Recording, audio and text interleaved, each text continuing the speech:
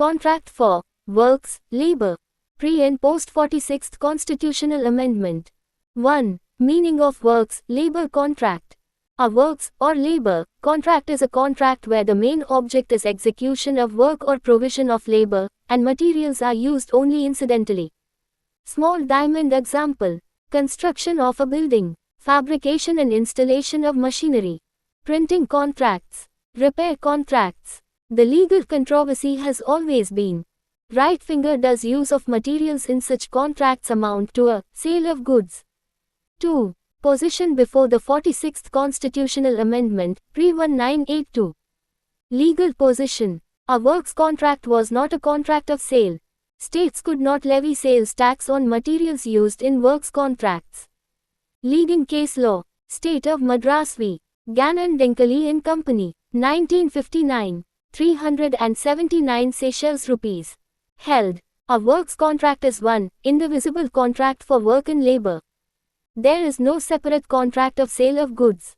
Property in materials passes by accession, not by sale. Therefore, no sales tax could be levied. Reasoning. Sale requires 1. Goods 2.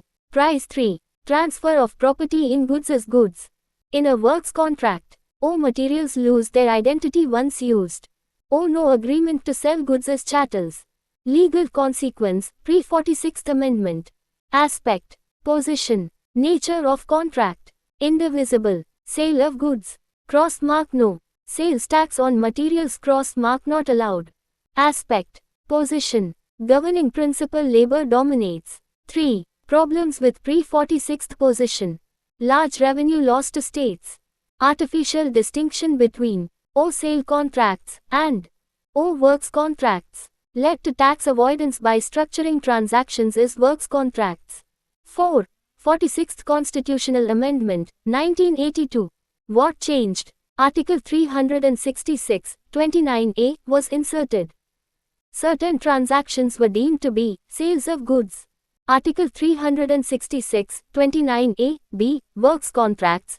Tax on the sale or purchase of goods includes a tax on the transfer of property in goods, whether as goods or in some other form, involved in the execution of a works contract. Right finger thus overruled Gannon Dinkley, 1959, legislatively. 5. Position after the 46th Constitutional Amendment, post-1982. Legal position. A works contract is divisible by legal fiction. 1. Sale of goods component. 2. Labor, service component. States can tax only the value of goods, not labor. Key case laws. Builders Association of India v. Union of India, 1989. Validity of 46th Amendment upheld. States can tax goods portion in works contracts.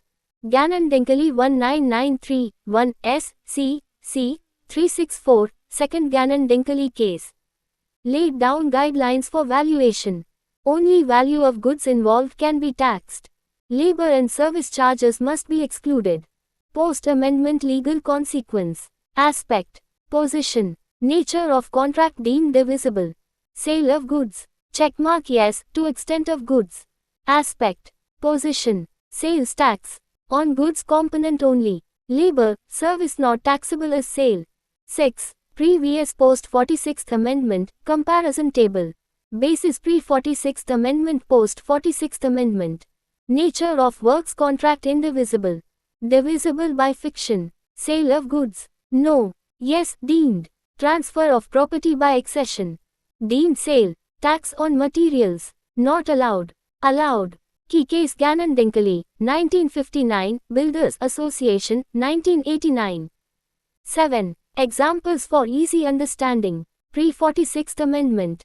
Builder constructs a house using cement and steel. Right finger no sale of cement or steel. Right pointing arrow no sales tax.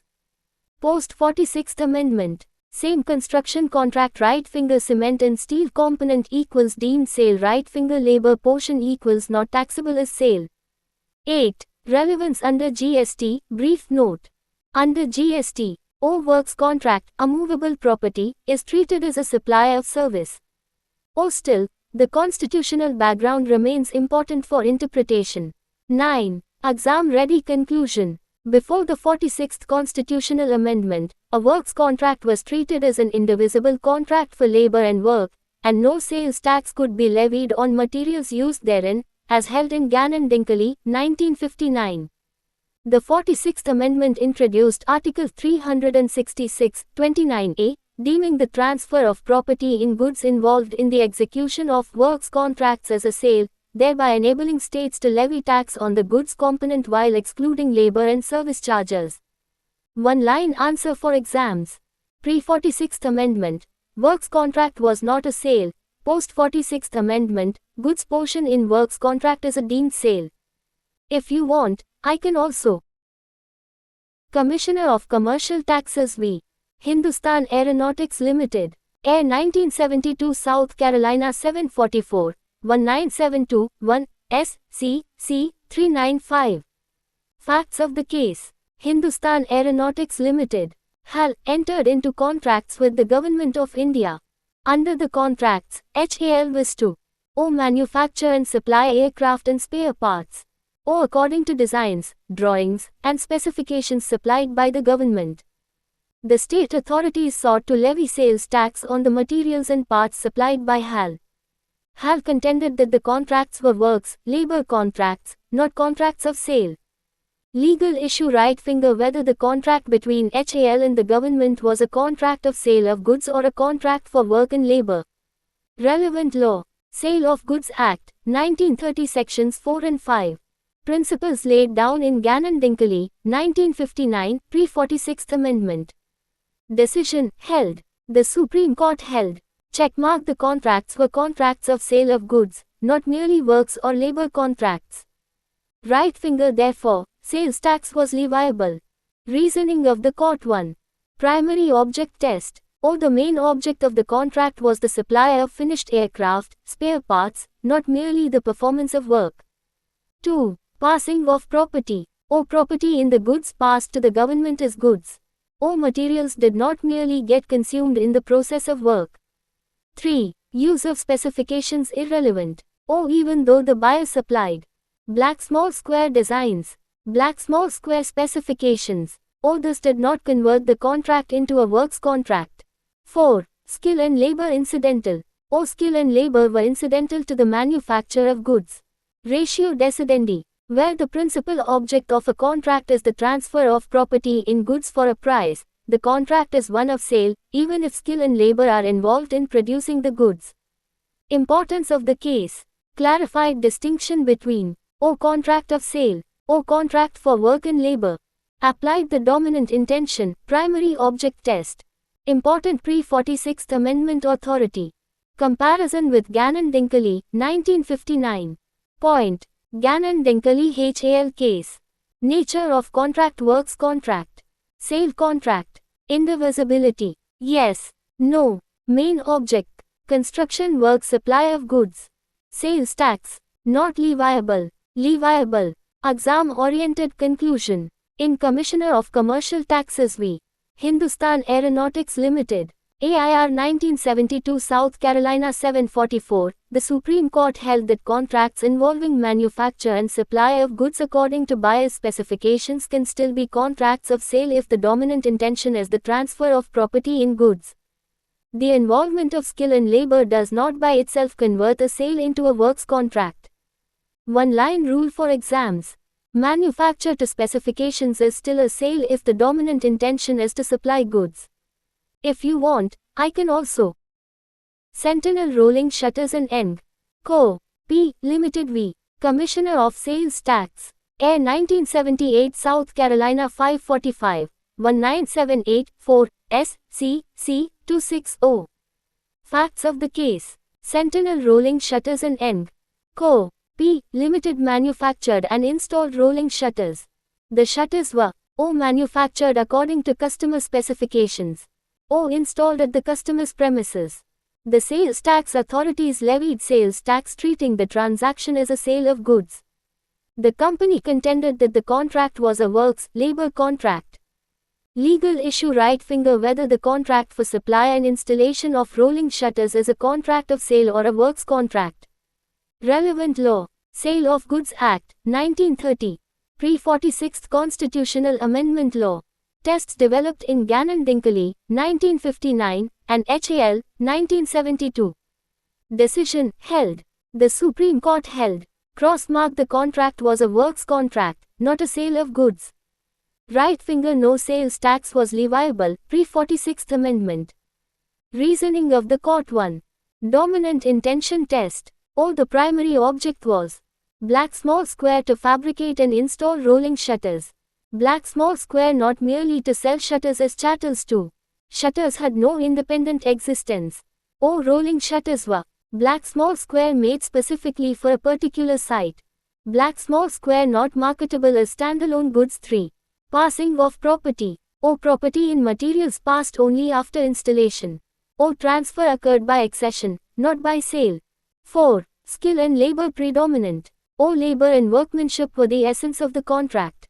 Ratio decidendi. Where the main object of the contract is the execution of work and labor and the goods used have no independent existence as chattels, the contract is a works contract and not a sale. Importance of the case. Classic authority on works contract vs sale contract. Shows application of dominant intention test. Complements HAL case by contrast. Comparison with Hindustan Aeronautics case. Point. HAL case, 1972, Sentinel case, 1978. Nature of goods. Aircraft, spare parts rolling shutters. Independent existence yes. No. Dominant intention sale of goods. Work and installation. Sales tax. Leviable. Not leviable. Exam-oriented conclusion. In Sentinel rolling shutters and Eng. Co. P. Limited v. CST, the Supreme Court held that a contract for fabrication and installation of rolling shutters was a works contract, as the essence of the agreement was skill and labor, and the shutters did not exist as independent goods prior to installation. Consequently, sales tax was not leviable under the pre-46th Amendment law. One-line rule for exams. If goods have no independent existence and labor dominates, the contract is one of works, not sale. If you want, I can also compare HAL, Sentinel, and Gannon-Dinkley together. Explain how this case would be treated post-46th Amendment. Prepare short exam notes or flowcharts. Northern India Caterers, India, Limited v. LT, Governor of Delhi 19784, S.C., C36 and 1980, 2, S.C., R. 650, Topic, Sale vs. Service, Works Labor Contracts, Supply of Food in Hotels and Restaurants. Background and Facts. Northern India Caterers, India, Limited ran hotels, restaurants.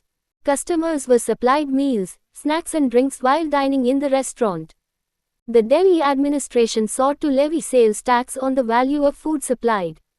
The hotel contended that the transaction was essentially a service, hospitality, not a sale of goods. Legal issue right finger whether the supply of food and drinks to customers in a hotel, restaurant amounts to a sale of goods, or is merely a service, works labor contract. I-First Decision, 19784, S.C. C36. Held, 1978, cross-mark supply of food in a hotel, restaurant is not a sale of goods. Reasoning. 1. Dominant intention test. The primary object is service and hospitality, not sale of food as chattels. 2. Composite, indivisible transaction. Food is supplied as part of a bundle, service, ambience, crockery, staff, etc. 3. No sale as goods. The customer does not buy food as movable goods in the commercial sense. Ratio, 1978. Supply of meals in a restaurant is a service transaction and not a sale of goods. 2. Review, clarification, 1980 to 650 Seychelles rupees. What happened? The earlier judgment was reviewed, clarified in light of practical realities and subsequent developments.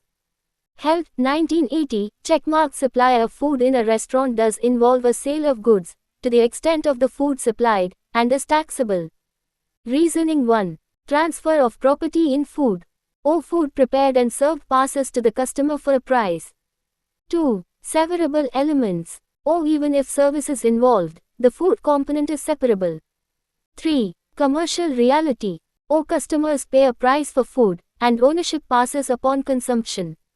4. Limited role of service, or service does not obliterate the sale element. Ratio, 1980. Supplier of food in a hotel, restaurant involves a transfer of property in goods for a price and hence constitutes a sale, notwithstanding the element of service. 3. Comparative table, 1978 vs 1980. Basis, 1978 decision. 1980 decision. Nature of transaction service. Sale plus service. Dominant intention. Hospitality, service transfer of food for price. Transfer of property in food denied. Accepted. Sale of goods. Cross mark no check mark yes, food component. Sales tax. Not leviable. Leviable. IV. Constitutional aftermath.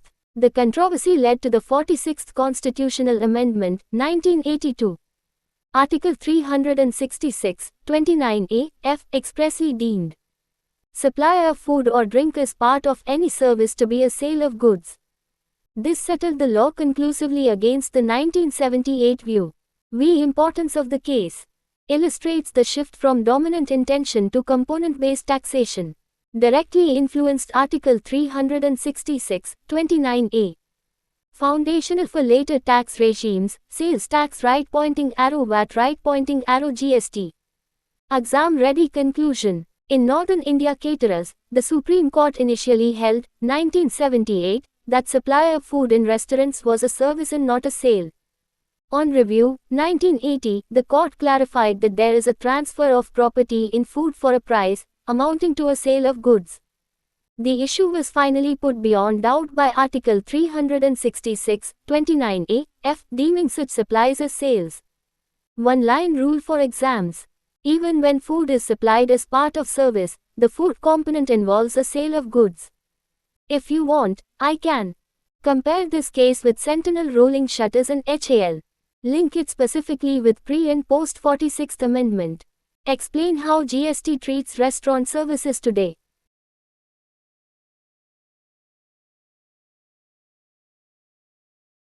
State of Karnataka v. Udupi Krishna Bhavan 19813 S. C. C. 76. Topic. Sale vs service, supply of food in hotels, restaurants, pre-46th Constitutional Amendment. Facts of the case. Udupi Krishna Bhavan was a restaurant supplying meals and refreshments to customers. The state of Karnataka levied sales tax on the supply of food. The restaurant challenged the levy, arguing that the supply of food was part of service and hospitality, not a sale of goods. Legal issue right finger whether the supply of food in a restaurant amounts to a sale of goods or is merely a service transaction. Decision held, cross mark the Supreme Court held that supply of food in a restaurant is not a sale of goods. Right finger therefore, sales tax was not leviable under the law then applicable. Reasoning of the court. 1. Reliance on Northern India caterers, 1978. O followed the earlier view that restaurant transactions are essentially service-oriented. 2. Dominant intention test. O the main object is black small square providing meals along with service, ambience, crockery, etc. O sale of food as goods is incidental. 3. Indivisible transaction. O supply of food cannot be split from service elements. O hence, no sale of goods in the strict sense. Ratio decidendi. Supply of food and drinks in a restaurant, being an integral part of service and hospitality, does not constitute a sale of goods. Importance of the case. Reaffirmed the pre-46th Amendment position.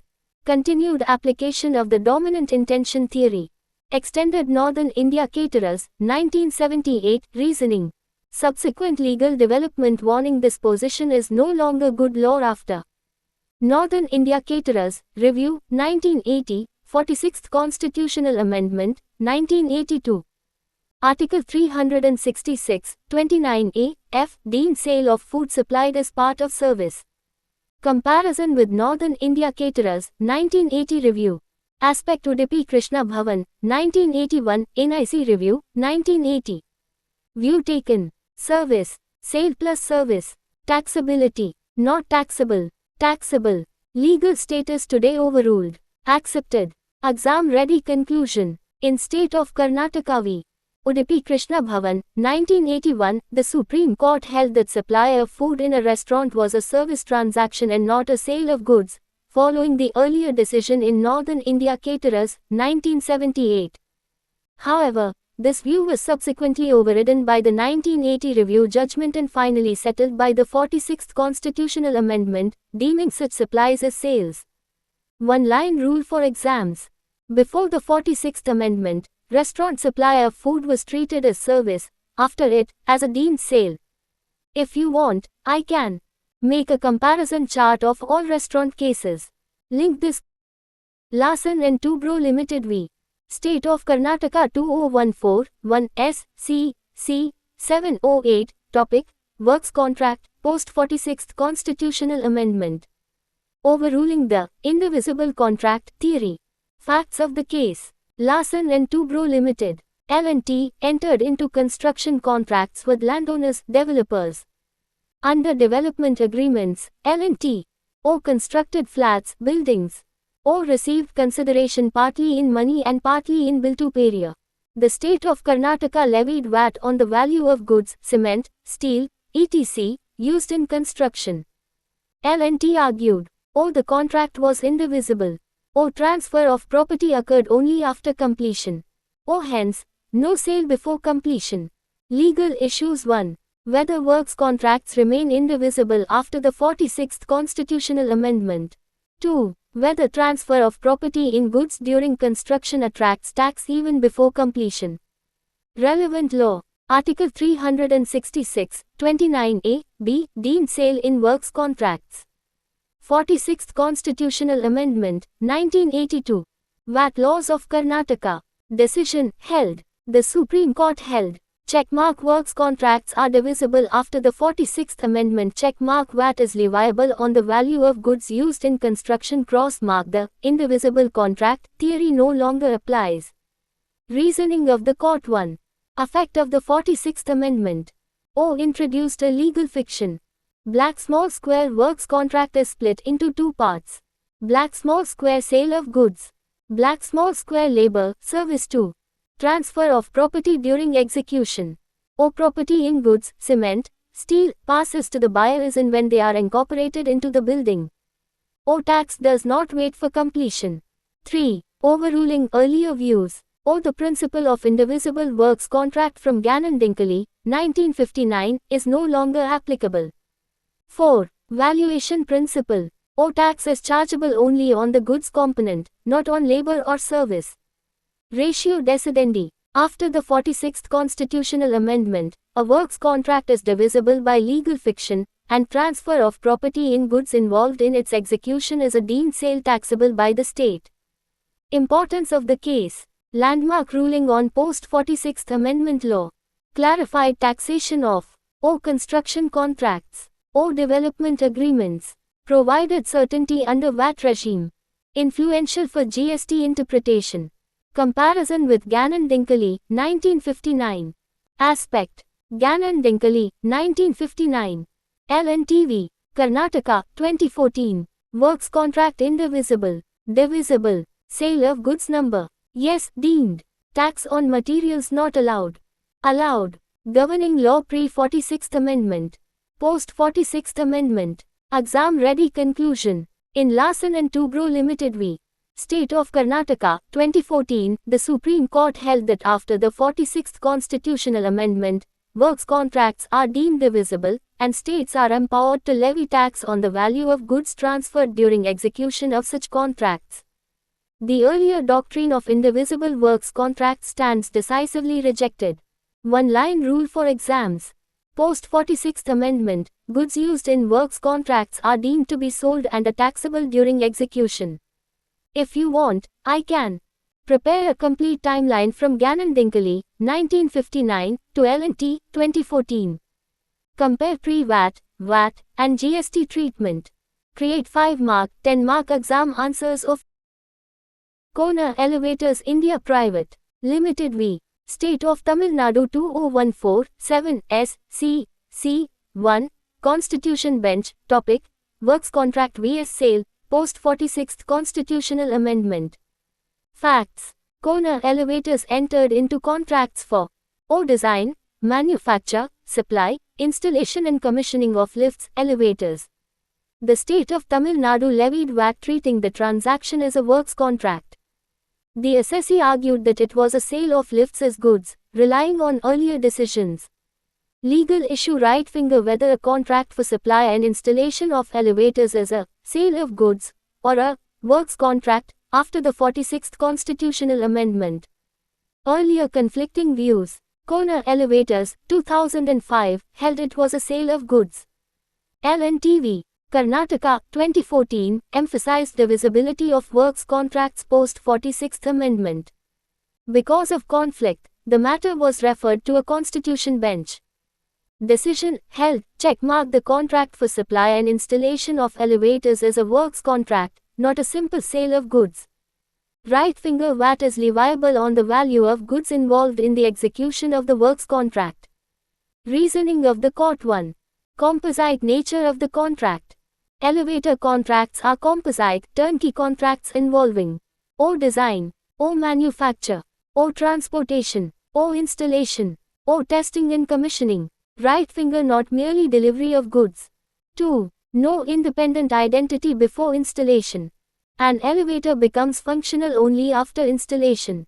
Components lose their individual identity and become part of the building. 3. Effect of 46th Constitutional Amendment. Article 366, 29A, B. O. Deems transfer of property in goods involved in a works contract as a sale. Thus, O. Contract as a works contract. O. But the goods portion is taxable. 4. Rejection of dominant intention test. After the 46th Amendment, O. The dominant intention test is no longer applicable. Even if the intention is supply of goods, the composite nature prevails. 5. Overruling earlier judgment cross-mark Kona Elevators, 2005, was expressly overruled.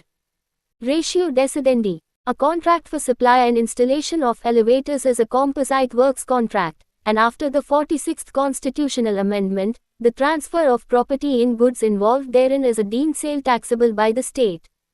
Importance of the case. Constitution bench clarity on O. Works contract jurisprudence. Reinforces. O. LNTV. Karnataka, 2014. Ends debate on O. Elevators. O. Turnkey, composite contracts. Comparison. Kona Elevators, 2014, vs L&T, 2014.